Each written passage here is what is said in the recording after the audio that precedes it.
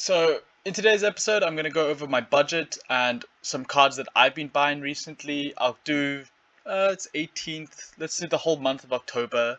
So I'll go over some cards that I've been buying, why I've been buying them, and yeah, basically cards are at their all-time high, so maybe it's not the best time to buy.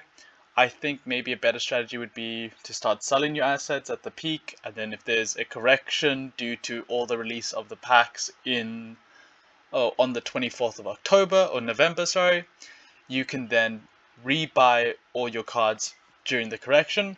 If you don't want to go that route, I don't know if holding SPSS is the way. I don't know if holding DEC is the way. One of them might crash, and if one crashes, the other one would crash, as DEC is very dependent on SPSS. But who knows what's going to happen? For all we know, the game will just keep growing and growing like a fucking rocket ship. So we're going to go first to the 4th of October. They've changed the system. I don't like it. So I'm going to show you the cards itself. But basically, on the 4th of October, I bought a level 3... Ooh, I bought a level 3 one. That's quite cool. Isn't that like 10 of them? Anyway, I bought a level 3 Axemaster. I bought a whole bunch. I bought 1, 2, 3, 4, 5, 6... and then a level 3. So just to confirm, and I bought him at $8 a piece, and then a level 3 is, how much is a level 3? Level 3 is 10. That doesn't seem right. I couldn't buy a level, did I really buy a level 3 for only 29? That's so cheap. So yeah, basically I think what I did is I saw this on a steal, and I grabbed this level 3 as a steal because it was such a good buy. And then I just saw a whole bunch at level 8 at like just under $8 or just over $8, and I was like, nah, I need that. So I still believe Axemasters are a good buy. Like I said, at $8, I was like, okay, he's a great buy. Obviously, Torhilio is a better buy, but Axemaster is such a strong card. And then the reason you want to get him to level 3 is because he then gets an additional damage, but it's not just 1 damage because he has double strike, it's 2 damage. So I picked up some Axemasters. I'll calculate how much I spent later. And then I basically had one of my scholars go, hey, I really want the Jin. So I bought a Jin at $38. So the reason you want a Jin is if you were to go to the market and you were to look at the different or the new reward cards, this one is miles ahead of the other two because it's such a strong magic card. So in bronze and in silver, magic rules. So it already plays into magic being the best. So it does 2 damage and it's got a shit ton of HP. It's got really good speed as well. And then on addition, it's got Void. So you can play Magic Water or negative Magic Water, and then you put this guy in position 2, and you're super safe compared to any of the other bronze decks. He's such a good card. There's a reason he's gone up in value so much. But even at $39, and if he was still 44, still a great buy. I managed to grab him at a steal. What did I buy next? So on the same day, I also bought a Pyromancer at $8. So just to clarify, I think it's mainly reward cards, but Pyromancer now is $13, but I bought him at $8. Like I said, I think this is still a great card just by having Blast and a lot of HP, because the other card that has Blast, unless you use a Jotun, would be the Fire Elemental, and it just has 2 HP, which is super awkward, and for 1 mana more, you get 4 more HP. It's such a trade-off, and there's a reason that a Pyromancer, I would say, is the best card, the best single card to buy for fire if you're on a budget. So yeah, I highly recommend it, still even at $13. So I picked one up at $8 because I knew it would, I know I want them. What did I do next? Okay, cool. So on the 6th, I bought a whole bunch of Jin, So same thing, I really like him. He hasn't gone up in price that much. I paid $13, so he has gone up a lot since then. I think a lot of these prices, until it comes to like closer to today's date are going to be a jump in price. But yeah, $13 for a whole bunch of gins. I thought it was a great buy. I bought 2 level 1s and 1 level 2.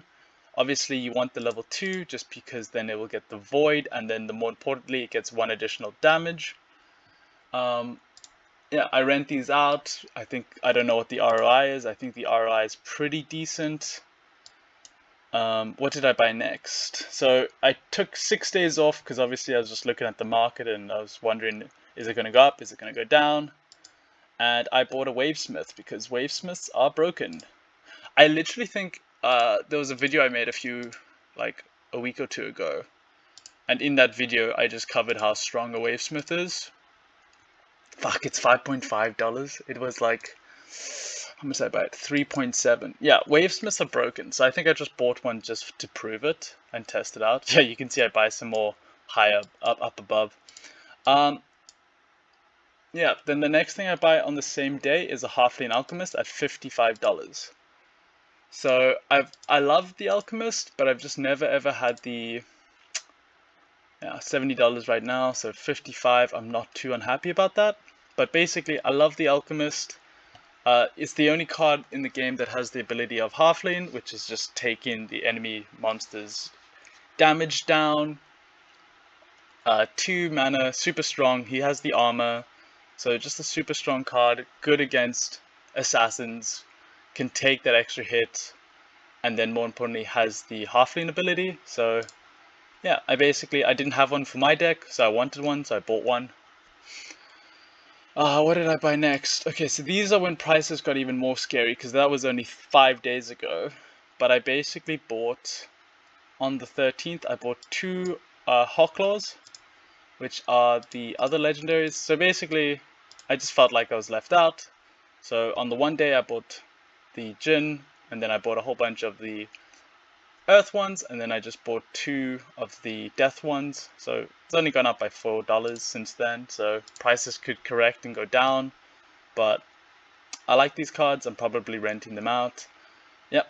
After that video I made a few days ago, or 3 days ago, I just bought a few more Wavesmiths to delegate to some people. I think I gave one to my girlfriend, and I gave a few to some YouTube subs and stuff like that. This was on Saturday. So on Saturday I bought another Hawklaw because I like him. I then bought another Green Djinn. Then I bought another Hawklaw. I bought a Lava Launcher. I can't remember why I bought the Lava Launcher. I think I just didn't own one on one of the accounts, and I needed one for like... I'm not going to say this is the best buy. I wouldn't say this is an investment. This is just a... Yeah, this is definitely not investment. This is purely... I think I needed to give this to somebody or something like that, and my one was rented out. Same thing with the Darkest Mage. I think a Darkest Mage is a great card and everyone should have one. But maybe at $13 it's a bit expensive. Yeah, I think when you get him higher levels, he's really strong. Like if you can get him at level 3 and he's got Affliction, really good. But even level 1, really good. But at the same time, for $13, there's much better things to recommend. So if you're looking at what I'm investing in, these are not investments. I bought these purely because I think I was renting them out to a friend or something, or to one of the subscribers, and they needed these cards, and I just didn't want to, I had to like unrent them, and I was pressured for time, so I just bought them. Okay, this is what I did yesterday. I remember this now. I bought a shit ton of gins. Well, not really. I think I bought them all from the Fire guy, Fire King, the Bot King. But I bought 1, 2, 3, 4, 5, 6, 7, 8, 9, 10, 11, 12, 13. Okay, I bought 13, but one of them was a level 2. So I bought 13 of them, and I will say this is investment, maybe, I think. I'm going to say it's investment. So what did I pay? I paid 14. It's gone down a bit. I think it's super overrated or underrated. I'm renting them out, but it's a really strong card. Like, pretty damn cheap. It's $4, and it gives you, everything that we said we love about a Crowling. It's got your thorns. It's super tanky. The damage is a little bit bad, so ideally you want a level 2 to get 3 damage. But it's a really strong card, and you should definitely buy one. It's probably one of my most recommended dragon cards in this game. So I bought a whole bunch of these in order to rent them out or to put them in my decks.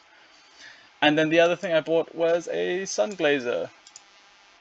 I had one of my subscribers messaged me and he was like, "Oh, I've got $100 to spend. What do you recommend?"